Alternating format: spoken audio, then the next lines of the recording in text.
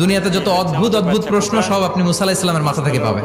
বিভিন্ন বিষয়ে আল্লাহর প্রশ্ন করতেন। সাইয়েদনা মুসা আলাইহিস সালাম আল্লাহরে বললেন, আল্লাহ আপনি আমার এমন একটা জিকির শিখাইয়া দেন যে জিকিরটার শব্দ আপনি আর আমি ছাড়া কেউ জানবে না। দিনে রাতে সব সময় এই জিকির আমি করব, আপনারে ডাকবো, কিন্তু শর্ত হলো এই জিকিরটা জানবে শুধু আপনি আর জানবে শুধু আমি। আল্লাহ বললেন, মুসা পড়ো লা ইলাহা ইল্লাল্লাহ।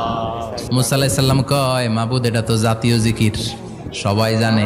আমি তো চাইছি এক্সেলেন্ট একটা জিকির, কারো কাছে নাই, শুধু আমি জানবো আর আমি পড়বো। আল্লাহ বললেন, মুসা এই লা ইলাহাকে যদি এক পাল্লায় রেখে দাও, তামাম বিশ্ব, সাত আকাশ, সাত জমিনটারে তুলে যদি তুমি আরেক পাল্লায় রেখে দাও, লা রাজাহাত কাফাতু লা ইলাহা ইল্লাল্লাহ, মুহূর্তের মধ্যে লা ইলাহার পাল্লা ভারী হয়ে যাবে। ও মুসা, তুমি যতই এক্সক্লুসিভ জিকির চাও, লা ইলাহার চেয়ে দামি জিকির আমার কাছে নাই।